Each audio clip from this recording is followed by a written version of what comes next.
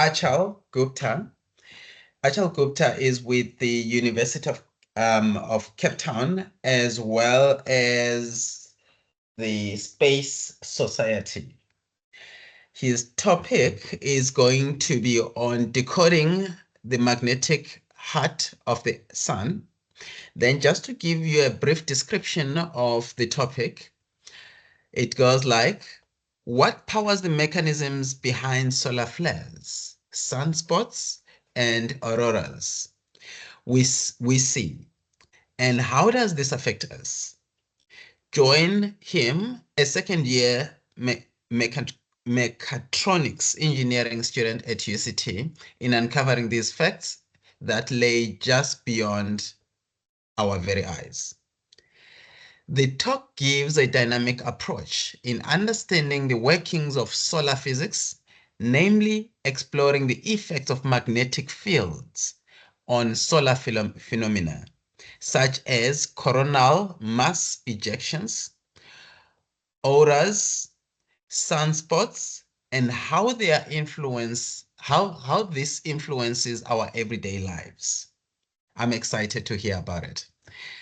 It's designed to inspire and inform with using real-time ESA and NASA data. Join the interactive experience in bridging the gap between what we see and what we know about the celestial body in our solar system that we call the sun, S-U-N. That being said, over to you, Achal. It's good to see you again. Thank you so much. May I please have screen sharing rights? Okay, I will do that for us just now. Make a presenter change. All right. Yes, you must be able to share. Yes, I received it. Just a second. Can everyone see my screen? Yes.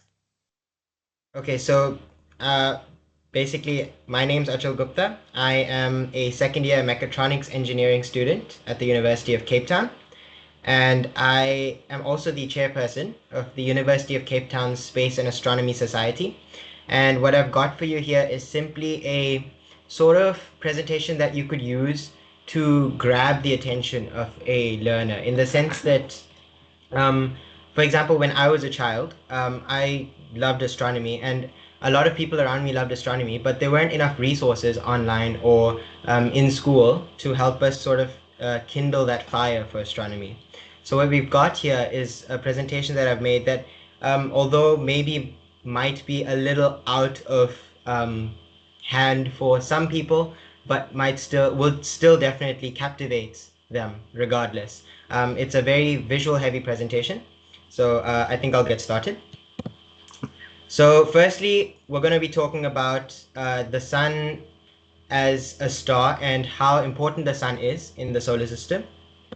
Uh, so first thing, by mass, the sun takes up 99.8% of our solar system. So all the planets that we know, all the moons, all the comets, all the asteroids, everything combined only weighs 0.2% of the solar system, and 99.8% of the solar system is taken up by the sun. Another reason why the sun is very important, or rather a few more reasons why, is firstly energy. The sun provides over 99% of our energy needs, either directly or indirectly. So, for instance, solar energy, geothermal energy, they're all provided by the sun, with obviously a tiny portion being provided by other sources, such as tidal and radioactive energy. Um, Another thing is that the Earth is in the sun's habitable zone. The habitable zone is basically a Goldilocks region around a star where it's not too hot and it's not too cold. And Earth is in that region, which is why water stays liquid and we are able to enjoy a beautiful summer day without sort of, boiling off. Protection wise, the sun also protects us from high energy interstellar radiation. These are basically very high energy particles that travel really quickly throughout space, and the sun protects us because if these particles were to hit us, they would sort of radiate through us and would end up getting things like cancer and whatnot. The way it does this is through what we call a heliosphere, and I'll talk a bit more about the heliosphere during this presentation. Historically speaking, the sun has been very important to humanity's development. For instance, we've been using it for timekeeping and marking seasons. We all have the zodiac signs, and we also have sundials that we used to use before modern clocks. And also the phenomenon of auroras, which I'll be talking about in this presentation, they are deeply ingrained in cultures closer to the North and South Pole. A few more reasons are obviously water. So the sun drives ocean currents across the globe. So for instance, the reason Cape Town gets the cold Atlantic water and the reason Durban gets the warm Indian Ocean water is also because of the sun, because it drives the ocean currents to do that. In doing so, it regulates the Earth's climate, it powers the water cycle, and hence it replenishes freshwater sources around the world so that we have food to eat. The sun also, in the beginning, there are theories that the sun pushed out the lighter elements in the solar system towards the outer regions of the solar system, which is why helium and hydrogen are hard to come by on planets like Earth, but they are very, very commonplace. Both in the sun and these lighter gases are commonplace in planets like Jupiter, Saturn, and whatnot.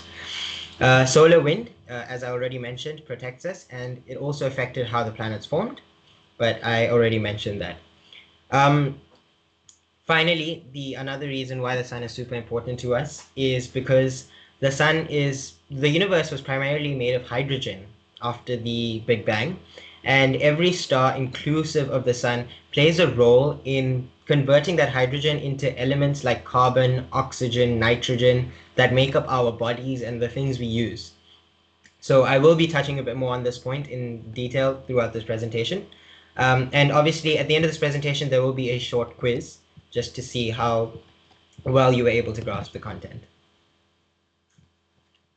Last but not least, the word solar system obviously comes from the word sun, because the Latin word sol means sun.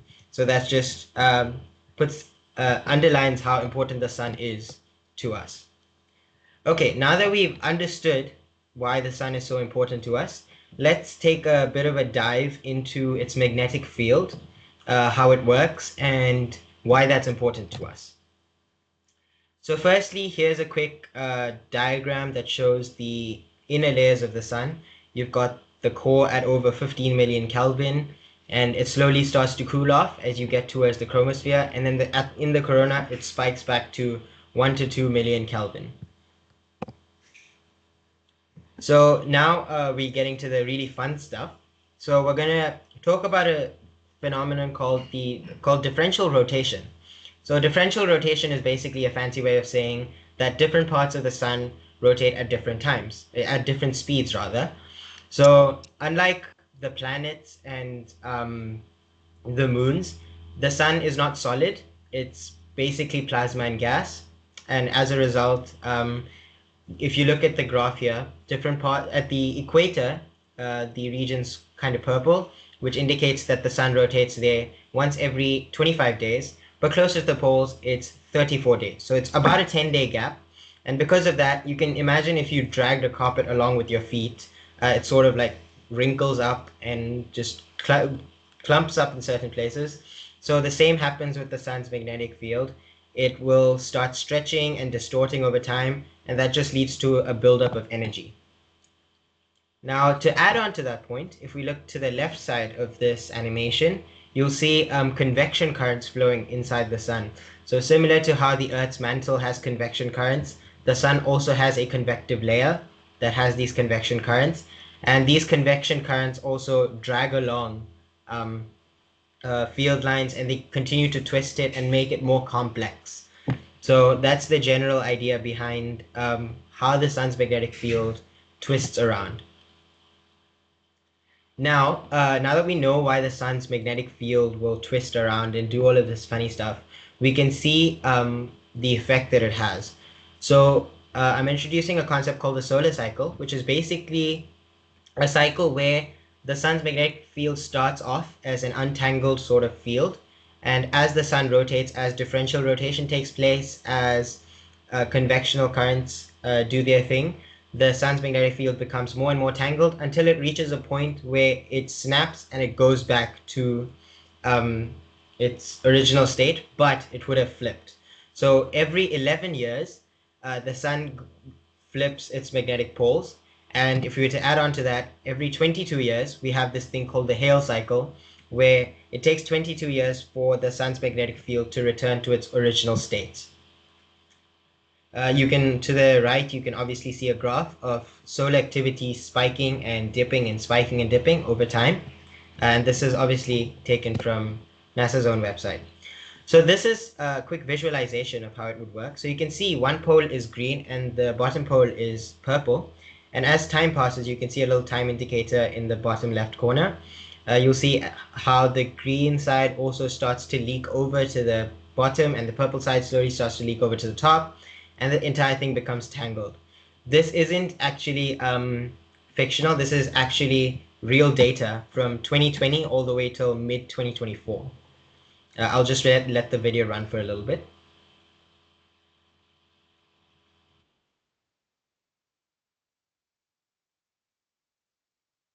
So you can see we're in mid 2022 now, and already within 2 years, we can see the entire field is extremely, extremely tangled.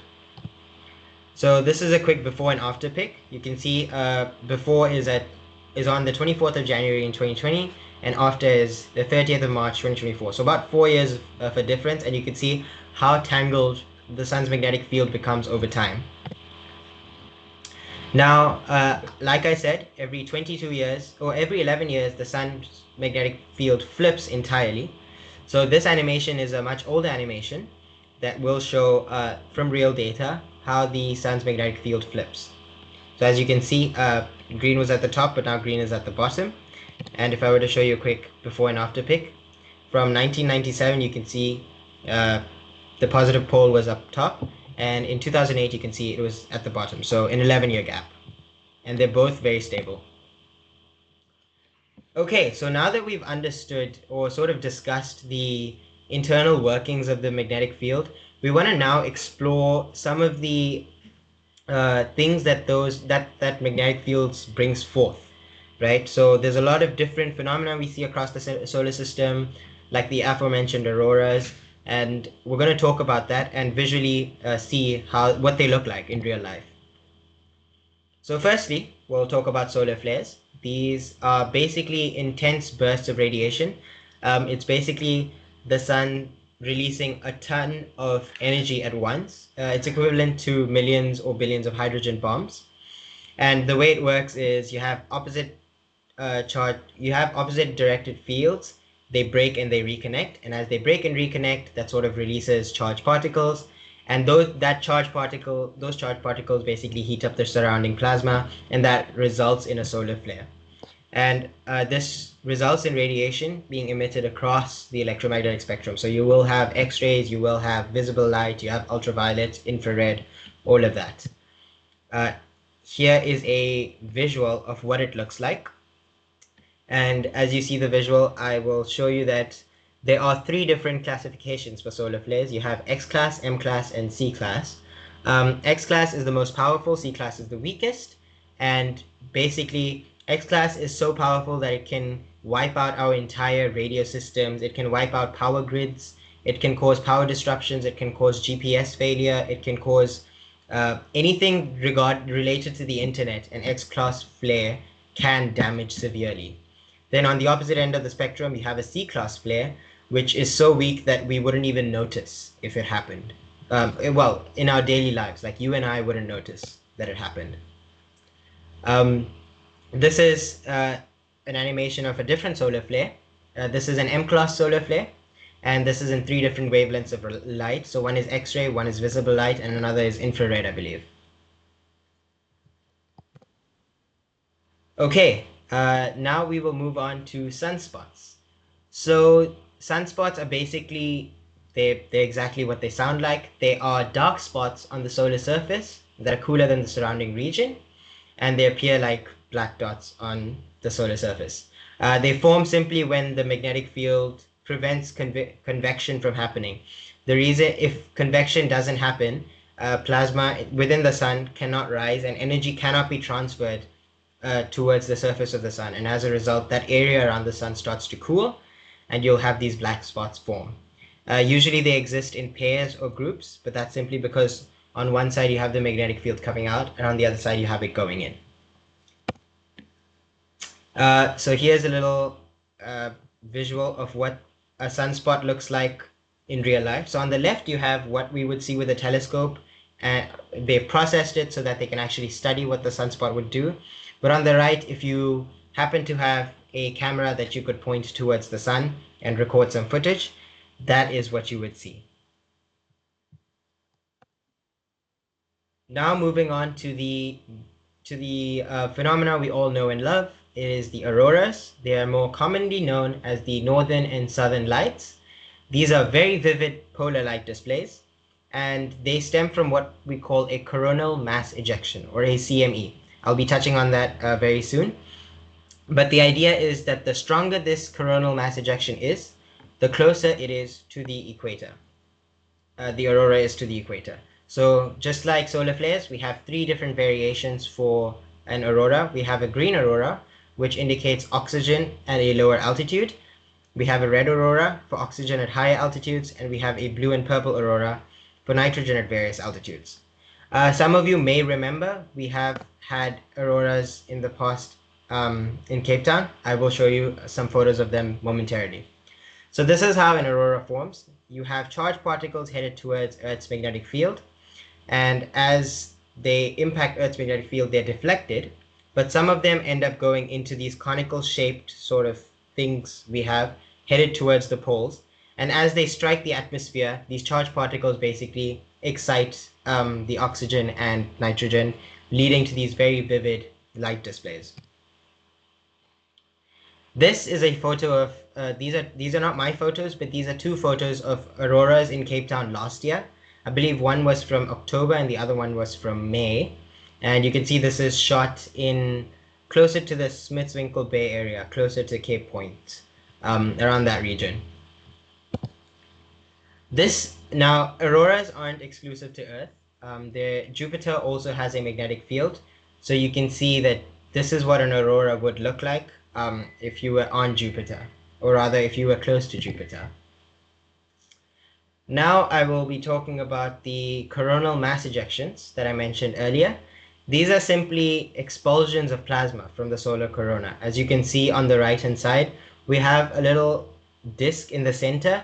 That's a filter that blocks the sun because the sun is too bright. So if we looked at the sun, the coronal mass ejection would be too dim to look at. So we block out the sun and then we can see the surrounding area around it. So these are obviously initiated by the sun's magnetic field, and they're usually near sunspots. They emit a lot of radiation and they compress the magnetosphere because it's very, very strong. And just like with solar flares, they can cause what we call geomagnetic storms, and they can disrupt power grids, satellites, and navigation. This is a live video of what a coronal mass ejection looks like. You can see we have three different videos basically overlaid on top of each other. And you'll see one coronal mass ejection hurtles towards us in a second. There we go. So this is what it looks like if you had a camera, you pointed it at the sun, and a coronal mass ejection hit you. Now this is real footage, but if I was to show you the strongest coronal mass ejection ever recorded, this happened in 1859. You can see a huge swarm of particles coming closer to the Earth, and as they start to get close to the Earth starts to deflect them, and you sort of see, there we go. So you sort of see the Earth deflecting them with its invisible shield. And yeah, this happened in 1859, and this is the strongest ever recorded coronal mass ejection. If something like this happened today, we would most certainly lose a lot of our digital infrastructure. Moving on to solar wind. Solar wind is basically charged particles released from the corona. It's pretty much like the wind we experience on Earth, except instead of air molecules, it's charged particles. It's powerful enough to strip atmospheres of planets. That's the reason Mercury doesn't have an atmosphere. It's also the reason Mars has such a thin atmosphere. It's because these planets don't have strong magnetic fields. So solar wind just casually rips off the atmosphere. It erodes the atmosphere. Solar wind travels at roughly 400 kilometers per second, which is a very, very high speed. And it is composed, obviously, of charged particles like electrons, protons, and alpha particles. Alpha particles are basically it's basically a helium nucleus without the electrons around it. And as with CMEs and solar flares, a solar wind would cause geomagnetic storms when it interacts with Earth's magnetic field.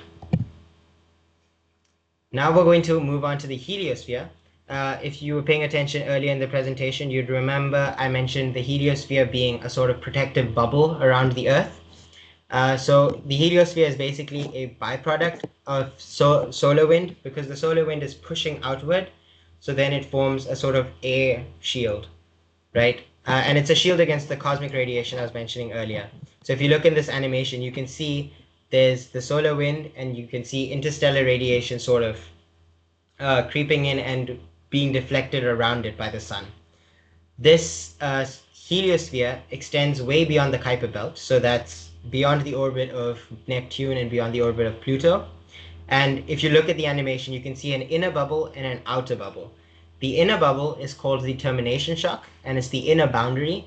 And the outer bubble is called the heliopause, and it's the outer boundary. And there it's basically where the solar wind has finally given up and interstellar winds become stronger. So now that we've explored all these beautiful phenomena that we see stem from solar magnetic fields, I wanted us to quickly dive into the solar cycle a bit more and examine it a bit closer. And the reason this is important is because the solar cycle plays a very vital role in our lives, even if you're not a scientist or an engineer. The solar cycle affects you because of the damage it could cause to satellites, and also the beautiful aurora displays that you could get to see. So if you noticed, when I was talking about the solar cycle, I did mention that there's a point where the sun's magnetic field is extremely tangled, but there's also a point where the sun's magnetic field is perfect, is absolutely perfect. So when the sun's magnetic field is closer to that perfect stage, we are in what we call solar minimum. And when the sun's magnetic field is very tangled, very broken, very complex, we call it the solar maximum. The difference between the two is that during solar minimum, the sun is calmer, the heliosphere is weaker, there's less geomagnetic storms, there's less auroras, and the magnetic field is obviously not very tangled. And the opposite is true for solar maximums. So what I want to do now is show you what solar minimum and solar maximum looks like visually. So here you can see a video. On the left, we have a solar minimum, and on the right, we have a solar maximum. So on the right, you can see a lot of sunspots, you can see a lot of solar activity, you can see areas where solar flares could potentially form.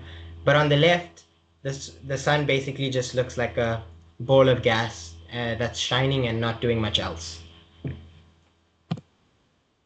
This is another view of solar minimum and maximum. So you can see solar minimum spotless, but on solar maximum, you have quite a bunch of sunspots. This is basically the same video I used in the previous slide, but just with a different filter. This is another graph that just shows how solar cycles progress. So you can see around 1938, we had a solar maximum. Around 1944, that we had a solar minimum, and it continues on and on and on. Now, as I mentioned, during solar minimum, the heliosphere, or that protective bubble around the solar system, it shrinks a bit because the sun is weaker. And during solar maximum, it expands a bit because the sun is stronger and more active. So basically what that means is if you were to take a camera and record the sun for very, very long, so around 40, 50, 60, hundreds of years even, then what you'd see is that the heliosphere shrinks and then it expands and then it shrinks and it expands. So the heliosphere, in a sense, breathes, which I think is a really cool visual that captivated me when I first saw it. Now, why did I tell everyone about this entire thing related to the sun's magnetic field? Well, firstly, historically, it has impacted us. So geomagnetic storms, like I mentioned, disrupted telegraph systems in 1859 when the Carrington event happened. Early satellites will face damage from solar radiation, and low periods of solar activity have also been linked to lower food yields. So basically, you would have less food because the sun is not active enough. This is just a theory. I'm not sure if it's actually been proven yet. And also increased radiation from the sun during solar maxima. So our last solar maxima was basically last year, and increased radiation during this can impact both flights, and it can also impact you because you're being exposed to more radiation as if instead of if you went out during solar minima. And obviously, solar maxima will disrupt compass navigation. So if you were sailing back in the day with a compass, you would probably be a bit confused when your compass just moves directions randomly. In the future, if we as a species want to travel into space and explore other planets, a future satellites need to be very robust for us to be able to tolerate this amount of radiation, because right now we're in the shield of the Earth's magnetic field, but if we were to travel far from the Earth, we wouldn't be in that shield. B, the geomagnetic storms would disrupt global comms, so you can't call your relative in Joburg, for instance. GPS, so you wouldn't be able to drive to a new place or a new restaurant in the city if you wanted to go. And power grids, so global load shedding. Exacerbated solar minima or maxima could fix climate change or accelerate it. So it's very important for us to be aware about these sort of mechanisms in the sun because it impacts our own livelihoods. Because if, like I mentioned, low periods of solar activity will cool the Earth. So if there was enough of a solar minima, the climate change that we're seeing across the globe would sort of diminish. But on the opposite side of the coin, if we saw extended periods of solar maxima, it would accelerate climate change and we would be heading towards our own doom. And like I said, with compasses, future navigation systems would need to incorporate solar cycles to avoid signal disruption. Now that we've talked so much about how the sun works, I just wanted us to go through the sun's lifespan as well. So around, obviously, as we all, I'm sure, know, around 4.6 billion years ago, the region that we are in right now was basically gas and dust. And this gas cloud collapsed under its own gravity. And it, at the very center, enough gas sort of came together to form a protostar, or basically a young sun. And as this protostar formed, it pushed out a lot of lighter elements far out because of the solar wind. And this solar wind is what basically is the reason why Earth, Mars, Mercury, and Venus are rocky planets, whereas Jupiter, Saturn, Uranus, and Neptune are gaseous planets because then the lighter elements got pushed out and those planets were formed mostly with those elements. And currently, the sun is a main sequence star. Basically, it is living its middle-aged life right now. And the way the sun is living its life right now is you've got the sun. The sun is so bright that it pushes outwards with what we call radiation pressure because of how much light it's giving out. But at the same time, gravity is holding the sun together. So it's basically a pressure cooker of, I'm not sure how many of y'all use pressure cookers, but it's basically a pressure cooker of radiation pressure pushing outwards and gravitational pressure pulling inwards, and that just holds the sun in this stable state for 5 billion years, and it's going to stay in this state for 5 more billion years. And during this, it's obviously going to undergo the Hale cycle that I mentioned, and we're going to see beautiful auroras, and the sun burns hydrogen into helium. Now, 5 billion years in the future, when the sun runs out of hydrogen, it won't be spewing out as much light or as much energy anymore because there's not enough hydrogen to fuse. So radiation pressure will start to weaken and gravity will start to crush the core of the star. Now, as gravity crushes the core of the star, the outer layers of the sun will start to expand because they're cooling. Now, the core will continue to be crushed. Eventually, the core will be crushed so much that it will heat up to the point where it can fuse helium into carbon and oxygen. Now, in this state, the sun is what we call a red giant, and it will stay in this state for a few million years. And in this red giant state, the sun will swallow Mercury and Venus. So you can see the sun is growing here, and that's Mercury being absolutely destroyed by solar wind, solar flares, and just as the sun expands. Now this is Venus being swallowed by the sun, because the sun will grow to around 260 times its original size. And the reason it's called a red giant is because as it cools, its color becomes more and more red. Now, when the sun runs out of helium, the same process renews, and the core will be fully crushed, and now the heat in the core won't be enough to start fusing carbon and whatnot. So you'll have massive solar flares, and basically a lot of these solar phenomena will go to the point where the sun basically rips itself apart, and the core will condense and become what we call a white dwarf star.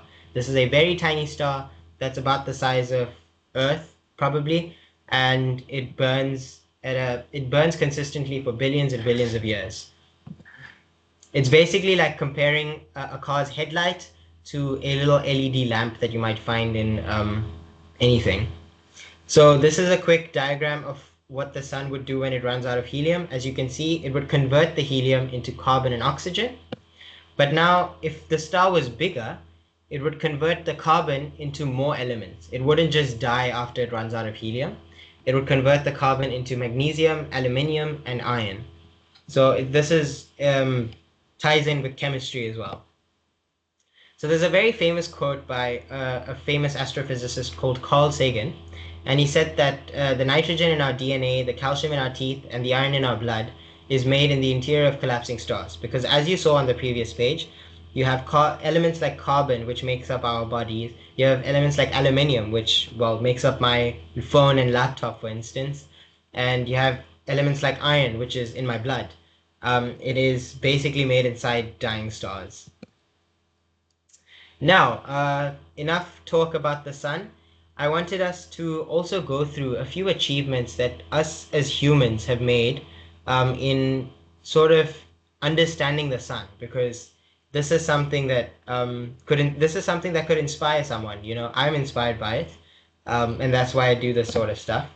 So firstly, back in the 1970s, we had the Pioneer missions. These are two spacecraft, Pioneer 10 and 11, and their main objective was to fly by Jupiter and fly by Saturn.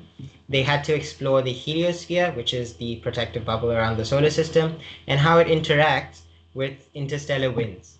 And what it did was it measured solar wind properties, and it also measured where the boundary was, and provided us with observations and data as to how the solar wind interacts with cosmic rays. Following that, we have the Voyager missions. The Voyager missions are basically two spacecraft, Voyager 1 and 2. They were launched in the late 1970s. They were also designed to explore the outer planets, and they were also designed to cross the edge of the solar system to be basically outside the heliosphere. They also explored the outer heliosphere, and they provided a lot of data on the interaction between the heliosphere and interstellar space. And they're one of the reasons we know so much about the heliosphere. In fact, Voyager 1 is a craft we are still in contact with, even though it is so far outside the solar system. Now, moving on to the more recent spacecraft, we have New Horizons. Now, if we're all familiar with the dwarf planet Pluto, and this spacecraft was launched in 2006 to study Pluto and other asteroids or comets beyond the orbit of Neptune. It obviously, because it went out so far, it continued going and provided valuable data on the heliosphere's outer reaches and how solar wind interacts with objects like Pluto and comets and stuff like that. And it has also greatly contributed to our understanding of the heliosphere's shape. So in total, we have these 5 spacecraft that are going to cross the interstellar medium and basically be in interstellar space outside the solar system. So we have Pioneer 10 and 11, we have Voyager 1 and 2, and we also have the New Horizons spacecraft. Now, enough talking about spacecraft that went outside the solar system. Now let's talk about some spacecraft that stayed close to the sun to study it. So we have, first of all, is the Solar Dynamics Observatory. Now, the reason I want to stress so much about this specific craft is because most of the animations that I've shown you in this presentation, most of the videos of the sun in solar minima and maxima, most of the solar flares, they're all captured by this specific spacecraft. It was launched in 2010 by NASA, and its main objective was to study the sun's influence on Earth and other near-Earth space by observing the solar atmosphere. It monitors the photosphere, photosphere basically means the layer of the sun we can see, and it tracks sunspots and solar flares, which is why I was able to show you so many visuals of solar flares and sunspots. It also offers detailed imaging of these, and it tells us more about the solar cycle and how it impacts Earth's climate. So basically, this spacecraft is to thank for this entire presentation. Now, more recently, we have a record-setting probe called the Parker Solar Probe.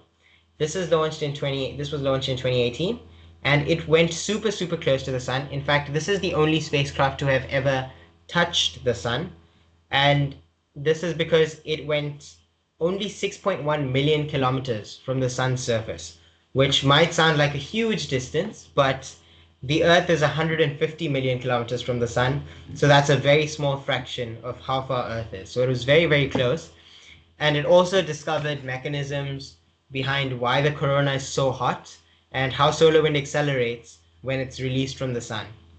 It also discovered this very interesting thing called magnetic switchbacks, and this is also linked to acceleration of solar wind. Finally, we have the Solar Orbiter. This was launched in 2020 by NASA and the European Space Agency. Its primary objective was to observe the sun's poles. So like I mentioned, the poles spin at a much faster rate. So this spacecraft also wanted to look at that as well as the solar magnetic field. It studies the connection between the sun's surface and the corona, and it also provides close-up views of the sun's polar regions so we can have even more footage to share with everyone. Finally, now that I've said so much about the sun and why it's so important to learn more about it, if you or anyone is more curious to look at the sun, firstly, don't. There's a few guidelines we have to follow when we have to observe the sun to make sure that our eyes are safe and that we can observe in a way that's A, safe, and B, sustainable. So firstly, the reason you shouldn't look at the sun with your bare eyes is because it can cause permanent damage to your retina, because the sun is very bright and it emits a lot of harmful ultraviolet rays that would be too strong for our eyes. During things like solar eclipses, you might think that the moon, because the moon is blocking the sun, it shouldn't be as dangerous to look at the sun. It still very much is. The rays will be strong enough to cause permanent harm. And as much as you shouldn't look at it with your bare eyes, do not look at it with a binocular or a telescope, because a telescope and a binocular, the binoculars will focus the sun's rays into your eye, so they will basically triple or quadruple the damage that would have been caused by looking at the sun with your bare eyes. So please don't do that. Instead, what you can do is get a pair of solar glasses. So you can easily get these solar glasses anywhere. These solar glasses will allow everyone to just look at the sun, and instead of seeing a bright ball that sort of blinds your eyes, you will be able to see a nice little circle. Some days you might even get to see a sunspot. And here's the thing, with solar glasses, you got to be careful because, again, if you get the wrong pair, you can, again, damage your eyes. So there's a certification you can look out for. It's called ISO 12312-2. If you see this sort of string of characters on a pair of solar glasses or a pair of glasses, just know they're approved to be used as solar glasses. Great. So now that I'm officially done with my presentation, but as I promised, we have a quick quiz. I hope you all will participate. Before we start the quiz, I just wanted to point out this image is very wholesome in the sense that it's called the smiling sun because you can see the sunspots on the surface sort of mimic the sun smiling. So it looks, it's quite a wholesome photo. Anyways, let's get started with our quiz. So question 1, what is the sun's current stage in its life cycle?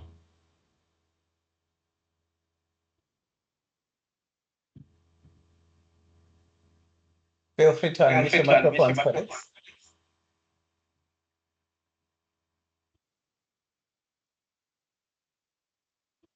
I'm not sure I heard that clearly. May you please repeat it? It looks that. Oops.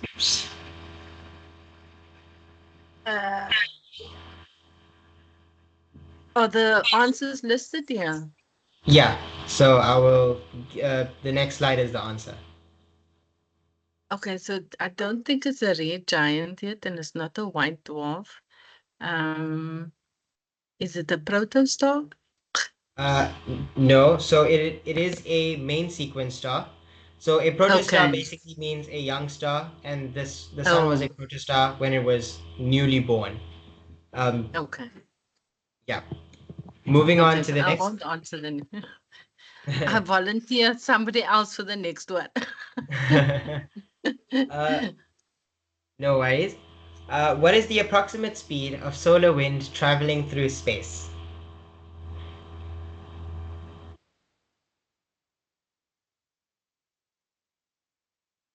Um,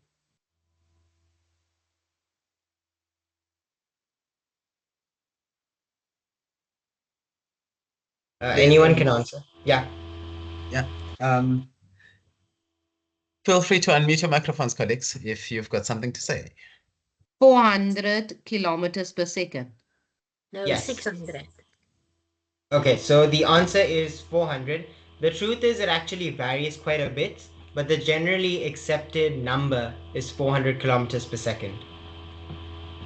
well Moving done, on. well done, Natima. Moving on, what is the hottest layer of the sun? Is it the photosphere, which is the layer that we see? Is it the core, which is the very center of the sun? Is it the corona, which is the outer layer, the atmosphere of the sun? Or is it the convective zone, where we see the convection currents transferring energy? Must be the core. Indeed, it is. So you'll notice the core is over 15 million Kelvin versus other parts which are at around a million or even thousands, only thousands of Kelvin. Well done, Sandra. Well done, Sandra. Yay, got one right. Moving on, what is the duration of time needed for the solar magnetic fields to flip? 22 years. Okay, so 22 years would be for it to flip and go back to its original position, but for it to Okay. just flip, it would be 11 years. 11 years. Oh, okay. That's too wrong for me. Okay, I'm learning. Thank you. What is the primary cause of solar flares?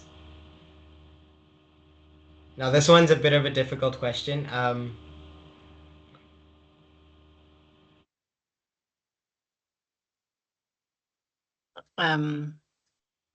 I want to say it's the collision of the solar winds, but I'm not sure. Okay, I'm gonna be honest. I don't think I remember the answer either. Let's just look at it. Okay, it's magnetic field reconnection. So basically, what happens is when you have two sort of field lines break and then they reconnect, Yeah. that sort of releases a lot of energy. Yes. That I would makes have sense, guessed yes. that, yes, because I thought I don't know about the other three. Yeah. Okay, I'm getting there. We're getting there. Okay. Okay, this one's a bit of an easier one. Where on the sun's surface is rotation the fastest? Is it the poles, the equator, the chromosphere, or the corona?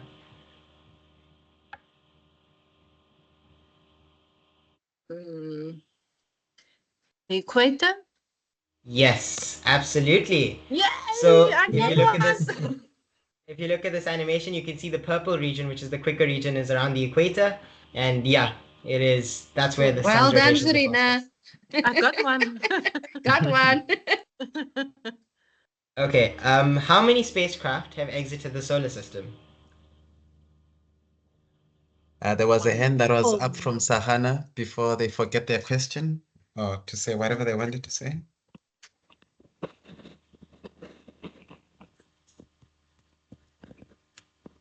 Feel free to unmute your microphone, Sahana.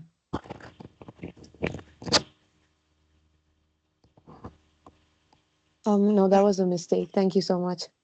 Okay, sure, you're welcome. I would say 2. Okay, so it's actually not two. Is there any other answer you'd like to try? 4, It's also not four, but you're very, very close. 3. It's five. Whoa, okay. So the five spacecraft are Pioneer 10 and 11 in the early 1970s, then Voyager 1 and 2 in the late 1970s, then we have New Horizons in 2006, and then that's the 5. Oh, so Good there's try, 4. colleagues. Good I try. was Good Yeah. close. try. I was close. Now, how many types of solar flares are there? 3. 3, exactly. Bonus points if you can tell me which ones are they. Like, what are the names? Wait, solar flares. That's a high-grade question. It's one is green, one is red, and one is blue purple. Those are the auroras. So the But solar the flares auroras. are Oh, the solar flares use letters as classification. So we have the X, M, and C. X being the oh most yes. powerful, and C being the weakest. Yes, I remember. That's a good one. I'm really interested. I'm learning so much. This is absolutely fascinating. To think that so much life depends on the earth. I mean, on the sun. But yet we know so little about the sun, eh? Yeah, absolutely. True. Moving on to one of the final questions. I think this is the last one. How close did the Parker Solar Probe get to the sun's surface? I think it was roughly 150 million kilometers. No. 6 million? Yes, but 6 million miles or Oh, kilometers? there we go. 6.1. Yeah, 6 Kilometers. million. Miles. 6 Kilometers, million. yes. Okay. Kilometers. Okay. Yeah. So the Earth is 150 million kilometers away from the sun. The Parker Solar Probe got 6.1 million kilometers away from the sun, and that's Wow. the current record that they No, hold. Novosti was paying attention to that one. Okay. What will happen at the end of the sun's life? It will become a white dwarf. Absolutely. So as you can see in this Well done. animation, the sun Well sheds its done, outer layers. Sandra. I listened. I listened.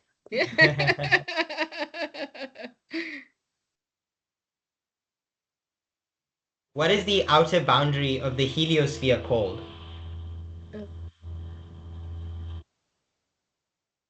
So the heliosphere is the protective bubble around the solar system. We've got the inner boundary and we've got the outer boundary. What's the outer one called? What cloud? Oort cloud? No. So the Oort cloud is basically a whole bubble or a sort of a sphere of comets that surrounds the sun. Yes. But that is not. The boundary. Okay. Then it The must answer is be that- heliopause. Yes, it is the heliopause. So Oh, the termination shock wow. is the inner boundary and the heliopause is the outer boundary. Well done, Sandra. Sandra's on the. Sandra's on fire. So that will be all from my talk. As you can see, the whole goal of this presentation was to sort of spark a little something within the children's minds and hopefully direct them towards the astronomy side of things, because there is a lot to be discovered and sort of studied in the field of astronomy, but obviously there's not much awareness about it. So yeah, that would wrap it up from my side. Thank you so much. My email and contact details are here if you would like to contact me in any way. Thank you. It was really a fun session. Really enjoyed it. We've learned a lot. Thank you Yeah, so we've much. learned a Really lot. appreciate. And you really challenged us at the end with that quiz, eh? I thought for a moment I'm going to say I'm not here anymore, but then I thought, okay, let me try. Thank you so much. Yeah, I loved your illustrations. Your pictures you was so wonderful. much. Thank you. Yeah. Yeah. Thank you Yeah. so much for Okay. stretching and enriching our understanding of the sun, and also you being so young. We want to wish you everything of the best as you become the Voyager going forward and into space and learning and teaching more about space and its planets and the star, etc. So a real appreciation for that. We learned so much. Thank you so much. Thank you so much.